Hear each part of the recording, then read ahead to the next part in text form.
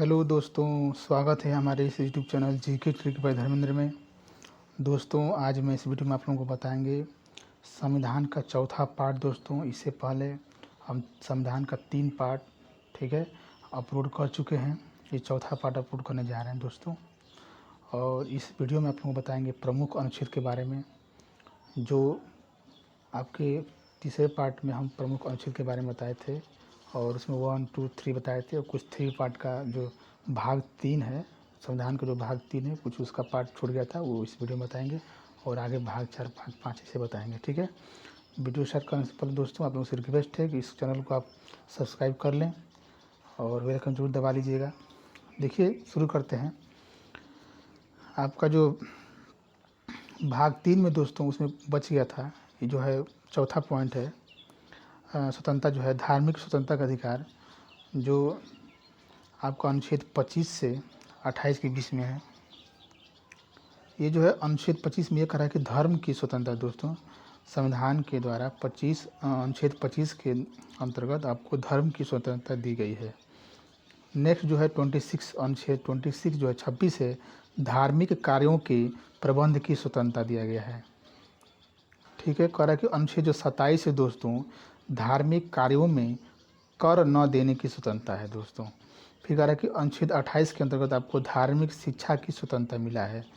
जो धार्मिक शिक्षा होता है, ज्ञान होता है, उसकी स्वतंत्रता मिला आपको अनुच्छेद 28 में। आगे चलते हैं। जो आपका अधिकार है, मौलिक अधिकार का जो संस्कृति एवं शिक्षा का अधिकार दोस्तों, ये अनुच्छेद 29 और 30 के बीच में है। 29 और 30 है।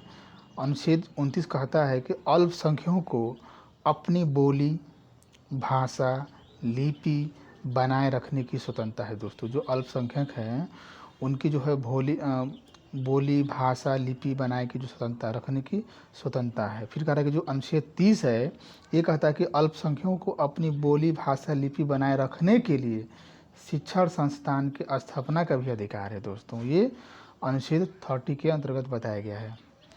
आगे चलते हैं। कह रहा है कि जो 6वां है संपत्ति का अधिकार दोस्तों, ये जो है इसको 31 पहले जो था ये स्वतंत्रता का अधिकार था, लेकिन क्या है कि ये 44वां संविधान संशोधन 1978 में इसको समाप्त कर दिया गया। ये अनुच्छेद 31 के अंतर्गत आता है और ये संपत्ति का अधिकार जो है कानूनी अधिकार हो गया है। ठीक है, तो ये अनुच्छेद 31 में हो गया है संपत्ति का अधिकार। पहले जो था आपके मौलिक अधिकार में था। आगे चलते हैं। 6वां जो मौलिक अधिकार है उसमें ये संपत्ति का अधिकार था, लेकिन उसको हटाकर कानूनी अधिकार के तौर पे अनुच्छेद 31 में रख दिया गया है 44वां संविधान संशोधन 1978 के द्वारा। ओके, क्लियर हो गया। आगे चलते हैं। जो मौलिक अधिकार में जो 7वां है, कह रहा है कि संवैधानिक उपचारों का अधिकार दोस्तों। ये कह रहा है कि जो आपका अनुच्छेद 32 से 35 के बीच में है। अनुच्छेद 32 में ये कह रहा है कि संवैधानिक उपचारों का अधिकार है दोस्तों। फिर कह रहा है कि अनुच्छेद 33 में कह रहा है कि भाग 3 की शक्तियों को लागू करने में संसद की शक्ति है। ये देखिए, अनुच्छेद 33 में ये दिया गया है कि जो भाग 3 के अंतर्गत शक्तियों को लागू करने में संसद की शक्ति के बारे में बताया गया है। ठीक है। फिर कह रहा है कि अनुच्छेद 34 में भाग 3 की शक्तियों का सेना विधि के समय निर्बंधन के बारे में बताया गया है। फिर अनुच्छेद 35 में कह रहा है कि आपका भाग 3 की शक्तियों के लिए विधान है अनुच्छेद 35 के अंतर्गत। ये इस तरह से आपका भाग 3 समाप्त हो गया। और अब भाग 4 के महत्वपूर्ण अनुच्छेद के बारे में बताते हैं दोस्तों। इसके आगे हम डिटेल में पढ़ाएंगे, लेकिन अभी हम प्रमुख जो है महत्वपूर्ण जो अनुच्छेद है उसके बारे में बता रहे हैं, जो डायरेक्ट प्रश्न पूछे जाते हैं। और जितने भी भाग के अंतर्गत जो महत्वपूर्ण जो अनुच्छेद है उसके बारे में बता रहे हैं। इस वीडियो का लास्ट तक बने रहेगा दोस्तों। कह रहा है कि जो भाग 4 के अंतर्गत जो है, कह रहा है कि भाग 4 में नीति निषेधक तत्व जो है अनुच्छेद 36 से 51 तक दिया गया है। कह रहा है कि जो अनुच्छेद 36 में कह रहा है कि राज्य की परिभाषा केवल भाग 4 के लिए लागू है दोस्तों। राज्य की जो परिभाषा है केवल भाग 4 के लिए लागू है, ये अनुच्छेद 36 में दिया गया है। आगे जो है अनुच्छेद 37 कह रहा है कि न्यायालय में वाद योग्य नहीं दोस्तों। न्यायालय में जो वाद होता है उसका योग्य नहीं, ये अनुच्छेद 37 के अंतर्गत बताया गया है। उसमें जो है आपका एक सामाजिक व्यवस्था है दोस्तों। कह रहा है कि सामाजिक व्यवस्था जो है 38 से 40 तक दिया गया है। ठीक है, जो 36 से 51 तो आपका है भाग 4 है, उसमें जो है सामाजिक व्यवस्था जो है आपका अनुच्छेद 38 से 40 के बीच में दिया गया है। कह रहा है कि जो अनुच्छेद 38 है वो कह रहा है कि सामाजिक सामाजिक व्यवस्था के बारे में बताया गया है। फिर कह रहा है कि जो अनुच्छेद 39 है कह रहा है कि समान कार्य समान वेतन जो है आपका कह रहा है कि 39 का क एक हुआ था निःशुल्क विधिक सहायता, निःशुल्क विधिक सहायता के बारे में बताया गया था। ये एक संविधान संशोधन हुआ था, 42वां संविधान संशोधन आपका 1976 में, इसको 39 का क जोड़ा गया था, जिसमें बताया गया था कि निःशुल्क विधिक सहायता, मतलब आपको निःशुल्क विधि जो विधिवत होता है आपका कानूनी जो होता है उसको आपको निःशुल्क सहायता मिलेगा। फिर कह रहा है कि जो अनुच्छेद जो 40 है दोस्तों, ये कह रहा है कि गांधी जी का राम राज यानी कि पंचायती राज उसको बोलेंगे, मतलब कि अनुच्छेद 40 में पंचायती राज के बारे में बताया गया है दोस्तों। इसको गांधी जी का राम राज भी कहते हैं। आगे चलते हैं, नेक्स्ट पॉइंट कह रहे हैं कि समाज की सहायता। दोस्तों ये जो है अनुच्छेद 41 से 44 के बीच में दिया गया है कि समाज की सहायता कैसे होगा। ये कह रहा है कि अनुच्छेद 41 में कह रहा है कुछ दशाओं में काम शिक्षा एवं लोक सहायता पाने का अधिकार है। दोस्तों कुछ दशाओं में, कुछ स्थिति में जो है कंडीशन में अनुच्छेद 41 के अंतर्गत जो है काम शिक्षा लोक सहायता पाने का अधिकार है। आगे जो अनुच्छेद 42 है दोस्तों कह रहा है कि प्रसूति में सहायता करना है। इसमें दोस्तों अनुच्छेद 42 के अंतर्गत प्रसूति में आपको सहायता मिलेगा। फिर कह रहा है कि जो अनुच्छेद 43 के अंतर्गत कह रहा है कि मजदूरी में सहायता, ये सिर्फ इस सहयोग के लिए बताया गया है। ये जो समाज की जो सहायता जो है अनुच्छेद 41 से 44 के बीच में दिया गया है। कह रहा है कि अनुच्छेद 43 के अंतर्गत आपको मजदूरी में सहायता मिलेगी। और अनुच्छेद 43 का क जो है 42वां संविधान संशोधन 1976 में भी जोड़ा गया था, प्रबंधन में सहभागिता, प्रबंधन में सहभागिता जोड़ा गया था अनुच्छेद 43 का क। आगे चलते कह रहा है कि अनुच्छेद जो 44 है दोस्तों, ये कह रहा है कि समान सिविल संहिता, समान सिविल संहिता के बारे में बताया गया है अनुच्छेद 44 के अंतर्गत।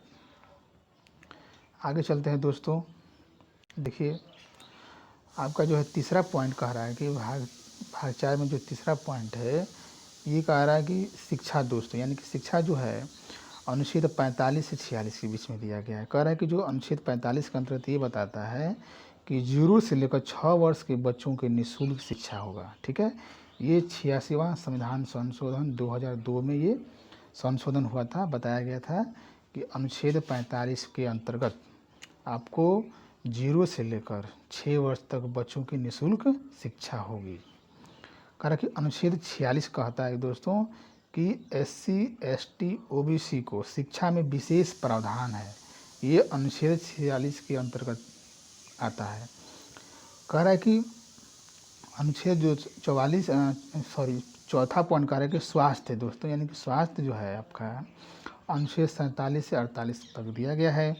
कह रहा है कि जो अनुच्छेद 47 दोस्तों कह रहा है कि पोषाहार के बारे में बताया गया है। जो स्वास्थ्य के लिए जो पोषाहार होता है उसके लिए बताया गया है अनुच्छेद 47 में। फिर कह रहा है कि जो अनुच्छेद 48 है कृषि व पशुपालन के बारे में बताया गया है। उसी में जो है अनुच्छेद जो है 48 का क जोड़ा गया था, जिसमें कहा गया था कि वन वन्य जीव एवं पर्यावरण संरक्षण के बारे में बताया गया है। 42वां संविधान संशोधन 1976 के अंतर्गत ये लागू हुआ है। फिर कह रहा है कि जो पाँचवा जो पॉइंट है दोस्तों, पाँचवा जो है कर्तव्य से है। कह रहा है कि जो कर्तव्य दोस्तों कह रहा है कि आपका अनुच्छेद 49 से लेकर 51 तक दिया गया है कर्तव्य। देखिए जो अनुच्छेद 49 कहता है कि ऐतिहासिक धरोहर का संरक्षण दोस्तों, जो भी ऐतिहासिक धरोहर हैं दोस्तों, जैसे ताजमहल हो गया, लाल किला हो गया, कुतुब मीनार हो गया, ये सब जो ऐतिहासिक धरोहर है हमारे देश की, उसकी रक्षा के बारे में बताया गया है अनुच्छेद 49 में। फिर आगे चलते हैं, कह रहा है कि अनुच्छेद जो 50 है दोस्तों, इसे बता रहा है कि कार्यपालिका से न्यायपालिका का पृथक्करण, यानी कि अनुच्छेद 50 के अंतर्गत हमको पता चलेगा कि कार्यपालिका और न्यायपालिका का में अंतर क्या है। ठीक है, अनुच्छेद 50 के अंतर्गत बताया गया है। फिर कह रहा है कि अनुच्छेद 51 के अंतर्गत कह रहा है कि अंतर्राष्ट्रीय शांति के बारे में ये बताया गया है अनुच्छेद 51 के अंतर्गत। ठीक है दोस्तों, इस तरह से आपका जो प्रमुख भाग 4 के प्रमुख जो अनुच्छेद उसके बारे में डिस्कस किया है। आगे जो है नेक्स्ट जो है आपका भाग 4 का क बताएंगे कि भाग 4 का क में कितने अनुच्छेद इम्पोर्टेंट है, महत्वपूर्ण है, जो परीक्षाओं में पूछे जाने की संभावना है। कह रहा है कि भाग 4 का क में है दोस्तों, मूल कर्तव्य के बारे में बताया गया है। क्या बताया है? मूल कर्तव्य के बारे में बताया गया है। इसमें जो है आपका अनुच्छेद देखिए 42वां संविधान संशोधन काफ़ी बड़ा इसमें हुआ था अमेंडमेंट। कह रहा है कि 1976 में अनुच्छेद 51 का क जोड़ा गया था। ठीक है, ये मूल कर्तव्य, इसमें मूल कर्तव्य जोड़ा गया था। देखिए 51 तक तो है, चौथा हो गया, ख़त्म हो गया था, लेकिन उसमें अनुच्छेद 51 का क जोड़ दिया गया, मूल कर्तव्य उसमें डाल दिया गया है। इस तरह से भाग 4 का क मूल कर्तव्य के लिए जाना जाता है। 42वां संविधान संशोधन 1976, ये जो पॉइंट है काफ़ी इंपॉर्टेंट है, यहाँ से बहुत बार एग्जाम पूछे जाते हैं। आगे चलते हैं। नेक्स्ट जो पार्ट है दोस्तों, जो भाग आपका है 5वां भाग में बताते हैं। कह रहा है कि केंद्रीय प्रशासन के बारे में, ठीक है, भाग 5 में बताया गया है, जो अनुच्छेद 52 से लेकर 151 तक दिया गया है।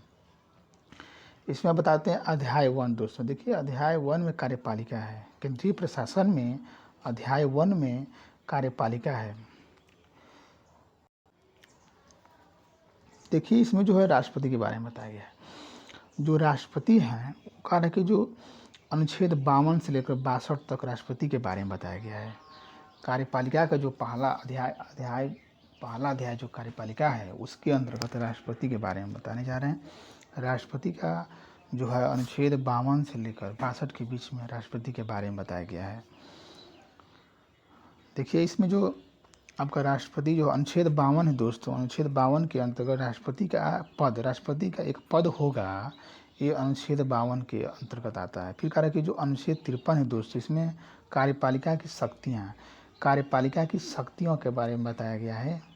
ठीक है, कार्यपालिका की शक्ति के जो प्रधान है राष्ट्रपति, जो अनुच्छेद 53 में बताया गया है। फिर कह रहा है दोस्तों अनुच्छेद जो 54 के अंतर्गत निर्वाचन मंडल, यानी कि राष्ट्रपति के जो निर्वाचन मंडल हैं, वो अनुच्छेद 54 के बारे में बताया गया है। फिर कह रहा है कि अनुच्छेद जो 55 है दोस्तों, इसमें जो है निर्वाचन प्रक्रिया, यानी कि राष्ट्रपति को चुने जाने की जो प्रोसेस है, प्रक्रिया है, वो अनुच्छेद 55 के अंतर्गत बताया गया है। दोस्तों राष्ट्रपति के सारे अनुच्छेद को याद करने का हम इस चैनल में डाल चुके हैं। आप चैनल के प्लेलिस्ट में जाइएगा, वहाँ से संविधान ट्रिक का एक फोल्डर बना हुआ है, वहाँ से राष्ट्रपति का जो अनुच्छेद है उसको याद करने का ट्रिक हम बताए हैं, आप देख सकते हैं। फिर कह रहा है कि अनुच्छेद 56 के अंतर्गत दोस्तों कार्यकाल, यानी कि राष्ट्रपति के अनुच्छेद 56 के अंतर्गत कार्यकाल के बारे में बताया गया है। फिर अनुच्छेद 57 के अंतर्गत पुनर्निर्वाचन दोस्तों, अनुच्छेद 57 के अंतर्गत राष्ट्रपति का दोबारा नियुक्ति करने का जो प्रक्रिया है, प्रोसेस है, वो अनुच्छेद 57 के अंतर्गत बताया गया है। आगे चलते हैं। कह रहा है कि जो अनुच्छेद 58 है दोस्तों 58, ये कह रहा है कि योग्यता, यानी कि दोस्तों आपके राष्ट्रपति का होने के लिए, ठीक है, पद पर जाने के लिए आप क्या योग्यता होना चाहिए, वो अनुच्छेद 58 के अंतर्गत बताया गया है। फिर कह रहा है दोस्तों जो अनुच्छेद 59 है दोस्तों, इसमें शर्तें लागू है दोस्तों, ठीक है, क्या शर्त होना चाहिए राष्ट्रपति होने के लिए, क्या शर्त है, वो उसके बारे में बताया गया है। फिर कह रहा है कि जो अनुच्छेद 60 के अंतर्गत दोस्तों शपथ के बारे में, यानी कि अनुच्छेद 60 के अंतर्गत राष्ट्रपति के शपथ के बारे में बताया गया है। ठीक है, फिर कह रहा है कि अनुच्छेद 61 के अंतर्गत दोस्तों पद से हटाना महाभियोग, राष्ट्रपति को यदि पद से हटाना होगा तो हमें उसके ऊपर महाभियोग प्रक्रिया चालू करना पड़ेगा, प्रोसेस करना पड़ेगा। ये जो है महाभियोग की जो प्रक्रिया है, प्रोसेस है, अनुच्छेद 61 के अंतर्गत बताया गया है, और इसको पद से हटाने का प्रक्रिया को ही महाभियोग कहते हैं राष्ट्रपति का। आगे चलते हैं। कह रहा है कि अनुच्छेद जो 62 है, इसमें कह रहा है कि नए राष्ट्रपति बनने की अवधि 6 माह, ठीक है।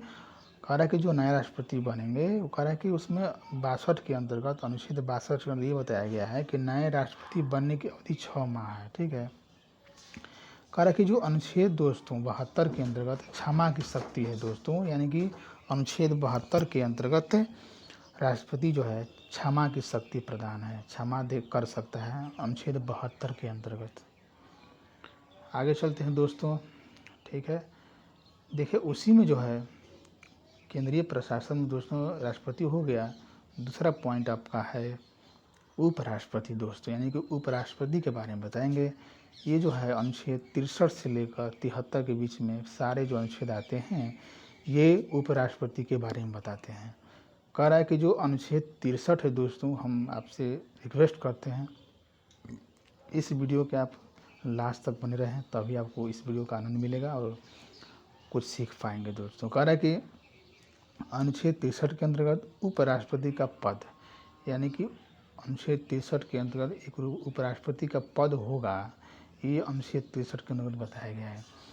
फिर कह रहा है कि अनुच्छेद 64 के अंतर्गत 64 के अंतर्गत उपराष्ट्रपति राज्यसभा का पदेन सभापति होगा। देखिए काफ़ी इम्पोर्टेंट है, जो उपराष्ट्रपति होता है राज्यसभा का पदेन सभापति होता है, ठीक है, ये अनुच्छेद 64 में बताया गया है।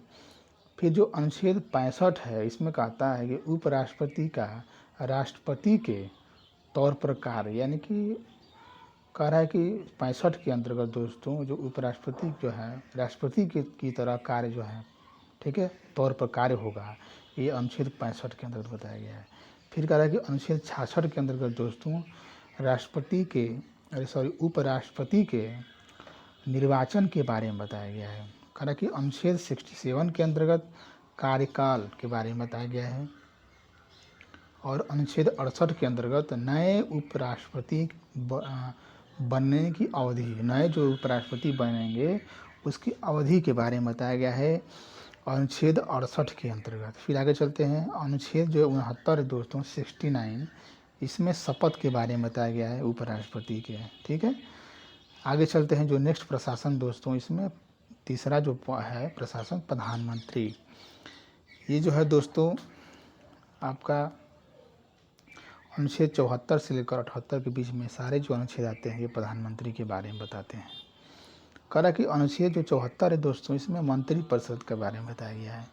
फिर अनुच्छेद 75 के अंतर्गत प्रधानमंत्री के बारे में बताया गया है कि अनुच्छेद 75 के अंतर्गत एक प्रधानमंत्री का पद होगा। फिर ये कह रहा है कि 75 का 1 पॉइंट कह रहा है कि प्रधानमंत्री की नियुक्ति राष्ट्रपति के द्वारा होगा, ठीक है। प्रधानमंत्री का जो नियुक्ति होगा वो राष्ट्रपति के द्वारा होगा, ये अनुच्छेद 75 का 1 पॉइंट में बताया गया है। फिर कह रहा कि 75 का तो दूसरा पॉइंट है, दूसरा है भाग, कह रहा कि प्रधानमंत्री की सलाह पर मंत्रिपरिषद की नियुक्ति राष्ट्रपति के द्वारा होगा। देखिए काफ़ी इम्पोर्टेंट है, जो मंत्रिपरिषद जो होते हैं मेंबर सदस्य होते हैं उनका भी नियुक्ति राष्ट्रपति के द्वारा होता है, लेकिन प्रधानमंत्री के सलाह पर। फिर कह रहा कि जो अनुच्छेद 75 का 3 है, इसमें कह रहा है दोस्तों, कह रहा है कि प्रधानमंत्री व मंत्रिपरिषद सामूहिक रूप से लोकसभा के लिए उत्तरदायी होंगे दोस्तों। ये जो है प्रधानमंत्री जो होंगे अनुच्छेद 75 का 3 पॉइंट के अंतर्गत जो है मंत्रिपरिषद, देखिए प्रधानमंत्री व मंत्रिपरिषद, ठीक है, समूह रूप से लोकसभा के लिए उत्तरदायी, मतलब कि वो हमेशा लोकसभा के लिए उत्तरदायी होंगे, ठीक है, जिम्मेदार होंगे, ठीक है। कारण प्रधानमंत्री के इस्तीफा देने से मंत्रिमंडल भंग हो जाएगा। देखिए प्रधानमंत्री यदि इस्तीफा देता है तो पूरा मंत्रिमंडल क्या है वो पूरा भंग हो जाता है। फिर कह रहा है कि 75 जो अनुच्छेद 75 का जो चौथा पॉइंट है दोस्तों, इसमें बताया गया है कि प्रधानमंत्री जो है राष्ट्रपति के लिए उत्तरदायी है। देखिए जो प्रधानमंत्री होते हैं वो अनुच्छेद 75 का चौथे पॉइंट में वो जो राष्ट्रपति के लिए क्या सर्वा क्या उत्तरदायी होते हैं। फिर कह रहा है कि जो 75 का 5वां पॉइंट है, कह रहा है कोई भी व्यक्ति मंत्री बन सकता है। देखिए 75 का 5वां पॉइंट में बताया गया है कि कोई भी व्यक्ति मंत्री बन सकता है। आगे चलते हैं दोस्तों, देखिए कह रहा है कि अनुच्छेद 76 के अंतर्गत बताया गया है कि महान्यायवादी अटॉर्नी जनरल ऑफ इंडिया, यानी कि अनुच्छेद 76 के अंदर महान्यायवादी के बारे में बताया गया है। काफ़ी इंपॉर्टेंट ये अनुच्छेद है दोस्तों, यहाँ से बहुत बार परीक्षा में पूछा गया है। कह रहा है कि अनुच्छेद 77 है दोस्तों, इसी के अंदर बताया गया कि समस्त काम राष्ट्रपति के नाम पर किए जाएंगे। देखिए करेंगे तो सारे काम जो है प्रधानमंत्री ही, लेकिन राष्ट्रपति के नाम पर काम किया जाएगा, ठीक है, ये 77 के अंतर्गत बताया गया है। फिर कह रहा है कि जो अनुच्छेद 78 है दोस्तों, ये कह रहा है कि प्रधानमंत्री के कर्तव्य के बारे में, प्रधानमंत्री के कर्तव्य के बारे में अनुच्छेद 78 के अंतर्गत बताया गया है। फिर आगे चलते हैं, कह रहा है कि अध्याय 2 के अंतर्गत कह रहा है दोस्तों, इसमें विधायिका है, ठीक है, अध्याय 2 के अंतर्गत विधायिका है दोस्तों, जो 79 अनुच्छेद 79 से लेकर 1 to 3 यानी कि 123 अनुच्छेद के बीच में है। कह रहा है कि देखिए विधायिका में जो आपका 79 जो है अनुच्छेद, वो संसद 79 में संसद के बारे में बताया गया है। फिर 80 में दोस्तों ये राज्यसभा के बारे में बताया गया है, और 81 में 81 में लोकसभा के बारे में बताया गया है, और 82 में परिसीमन आयोग के बारे में बताया गया। दोस्तों ये जो है संसद, राज्यसभा और लोकसभा को याद करने एक ट्रिक भी है, सरला याद कर सकते हैं, सरला याद करेंगे दोस्तों तो ऐसे आपको आसानी से याद हो जाएगा। स से आपका संसद हो जाएगा यानी कि 79, र से राज्यसभा 80 दोस्तों, और ल से लोकसभा, ठीक है, 81 लगातार याद करेगा, सरला याद करेंगे तो 79 और 81 ऐसे याद हो जाएगा, ठीक है। आगे चलते हैं। देखिए जो आपका अनुच्छेद 83 दोस्तों संसद के सदनों की अवधि के बारे में बताया गया है। अनुच्छेद 84 में संसद की सदस्यता के लिए अर्हता क्या होनी चाहिए उसके लिए बताया गया है। अनुच्छेद 85 में दोस्तों राष्ट्रपति का संसद का सत्र बुलाना व विघटन करने के बारे में बताया गया है। अनुच्छेद 85 का 1 पॉइंट में कह रहा है कि संसद के प्रत्येक सदन के बैठकों के बीच 6 माह से अधिक अंतर नहीं होगा, ठीक है। जो संसद के जो सदस्य होंगे, सदन की जो बैठक होगा वो 6 माह के अंदर एक बार हो जाना चाहिए, ठीक है। 6 माह से ज़्यादा नहीं होना चाहिए जो सभा बैठक होता है संसद का। फिर कह रहा है कि अनुच्छेद 86 के अंदर बताया राष्ट्रपति का अभिभाषण के बारे में बताया गया है 86 के अंतर्गत। फिर कह रहा है कि अनुच्छेद 87 के अंतर्गत राष्ट्रपति का विशेष अभिभाषण है, ठीक है। फिर कह रहा है कि आगे चलते हैं, जो आपका अनुच्छेद 88 है दोस्तों, इसमें बताया गया है कि महान्यायवादी एकमात्र गैर संसदीय सदस्य है जो संसद की बैठकों में भाग लेता है लेकिन मतदान नहीं दे सकता। दोस्तों देखिए जो महान्यायवादी है वो क्या है, एक संसद का सदस्य नहीं होता है लेकिन संसद की बैठकों में भाग लेता है, लेकिन वो मतदान भी नहीं करता है, ठीक है। देखिए काफ़ी इंपॉर्टेंट है, जो महान्यायवादी होते हैं वो संसद के सदस्य नहीं होते हैं लेकिन बैठकों में भाग लेते हैं, ठीक है, और मतदान नहीं करते हैं। इतना क्लियर होगा पॉइंट। ये महान्यायवादी के बारे में बताया गया है, ये अनुच्छेद 88 में बताया गया है। आगे चलते हैं दोस्तों नेक्स्ट पेज पे। देखिए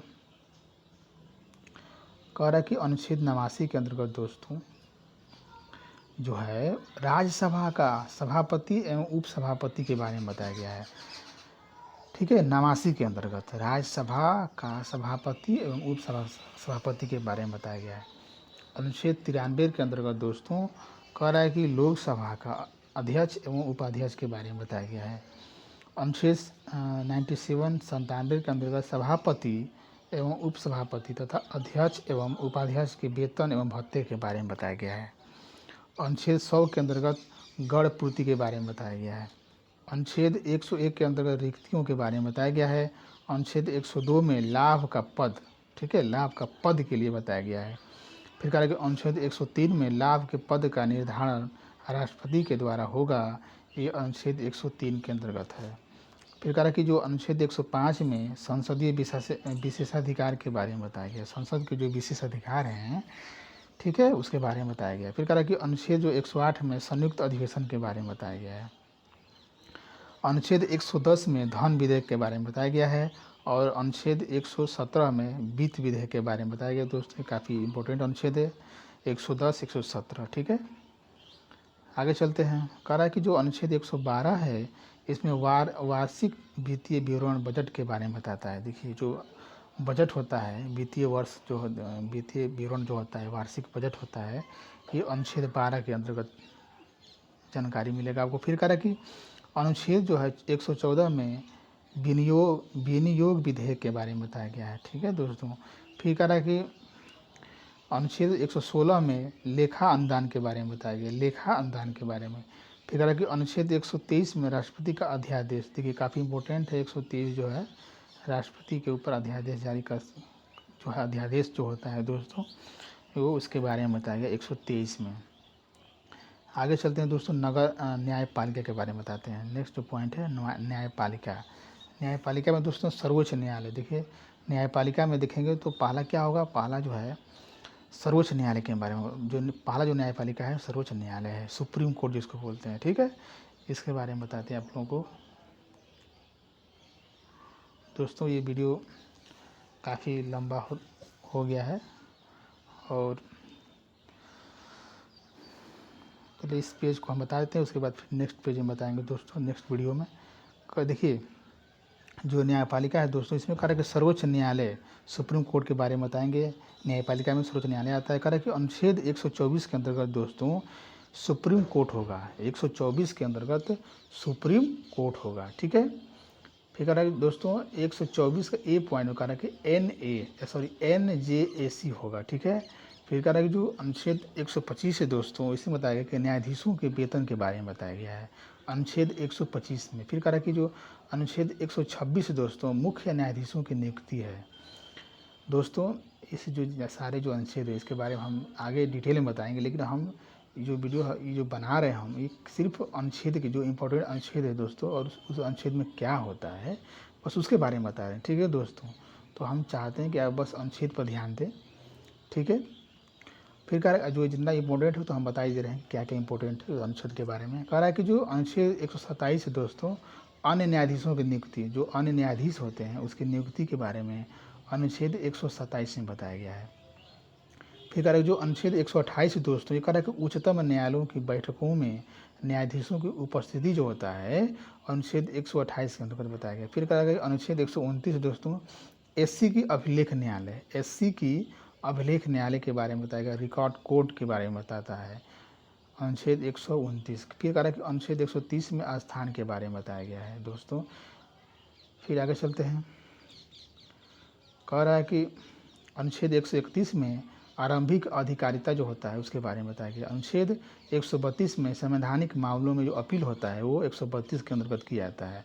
फिर कह रहा है कि अनुच्छेद 133 के अंतर्गत दीवानी मामलों में जो अपील होता है अनुच्छेद 133 के अंतर्गत होता है। फिर कह रहा है कि जो अनुच्छेद 134 है फौजदारी मामलों में अपील होता है। अनुच्छेद 136 में विशेष मामलों में अपील होता है। आगे चलते हैं। कह रहा है कि जो अनुच्छेद 137 है दोस्तों, इसमें कह रहा है कि न्यायिक पुनर्विलोकन होता है। ठीक है, पुनर्विलोकन होता है। फिर अनुच्छेद 139 में SC के रीट, जो सुप्रीम कोर्ट की जो रीट जारी करने की शक्ति होता है अनुच्छेद 139 में। फिर कह रहा है कि अनुच्छेद 143 में सलाह की शक्ति है दोस्तों। अनुच्छेद 143 में दोस्तों सलाह की शक्ति दिया गया है। ठीक है, इस तरह से ये संविधान का चौथा पार्ट है दोस्तों। आगे और हम बताएंगे 5वें पार्ट में जो प्रमुख अनुच्छेद हैं, जो भाग बच गए हैं।